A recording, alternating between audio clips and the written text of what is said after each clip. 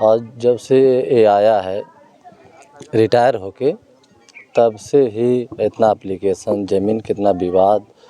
अभी जो है एक बाउंड्री थी आज के 5-6 महीना पहले बंसु यादव की, तो आज 30 साल से मामला चल रहा था। कैसे कैसे वो भाई पंचायत द्वारा, हम लोग द्वारा मामला हल हो गया।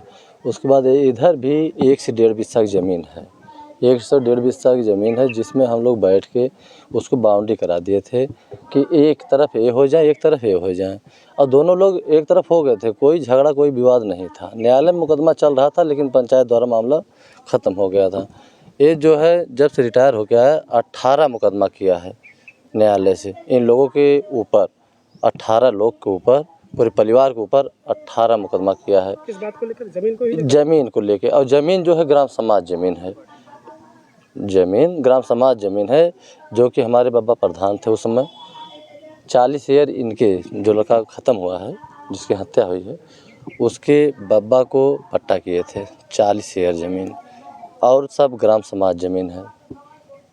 और हम यही चाहेंगे, इतनी बड़ी ये दर्दनाक घटना किया है, बस इसका दोनों मकान ग्राम समाज में है, ग्राम समाज में दोनों मकान है, इसका ढहाना चाहिए और गिनना चाहिए। और जो हत्या रमेश ने किया है, उसका भी इनकाउंटर होना चाहिए प्रशासन द्वारा, क्योंकि बहुत दर्दनाक घटना ये किया है, ये माफ़ करने लायक है नहीं। प्रधान जी, आप आज कह रहे हैं कि इस घर को ढहाना चाहिए। इसके पहले भी आपने बताया कि आपके बाबा भी प्रधान रह चुके हैं। पहले ये चीज़ें क्यों नहीं हुई? पहले इस तरीके का निर्णय क्यों नहीं लिया गया? ऐसा था ना, सुनिए, नहीं सही कह रहे हैं। उस समय जब ये 7 बीघा का रकबा है, ये पहले से ही इनके बाप और लालता ये ऐसे तांडव मचाते थे। ये लोग, इनका कोई साथ नहीं दे रहा था।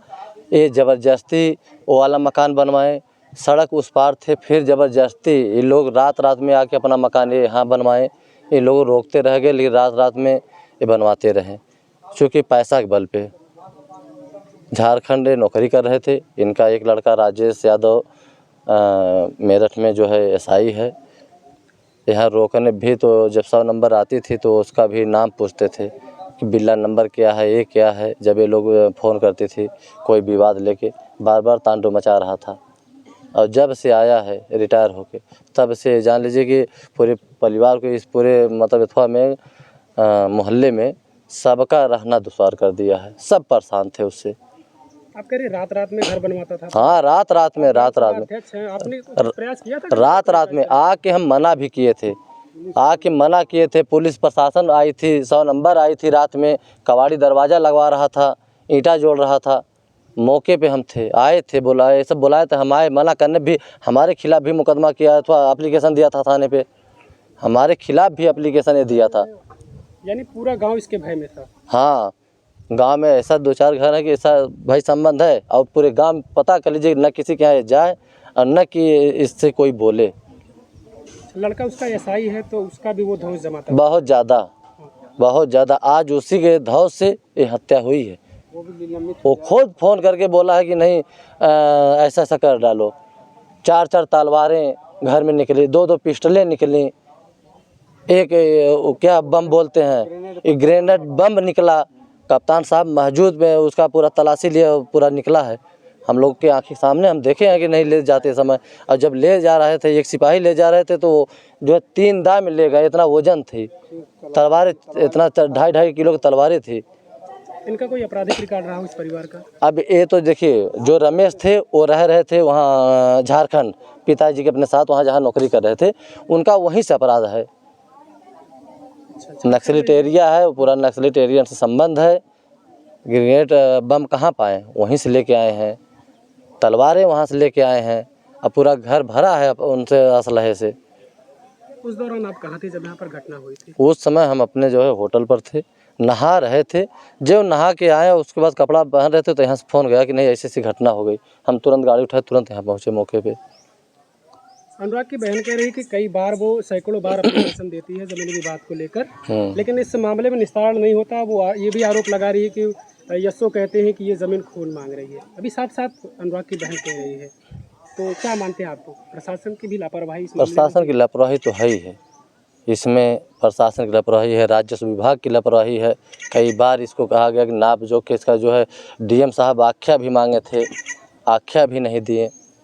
कई बार हम भी कहे कि यार नाप को विवाद को ख़त्म कर दो, खाली कराने के लिए लेकिन आदेश भी हो गया था खाली कराने के, लेकिन जो है एक ये नहीं, इसमें तो राजस्व विभाग की भी कमियां हैं।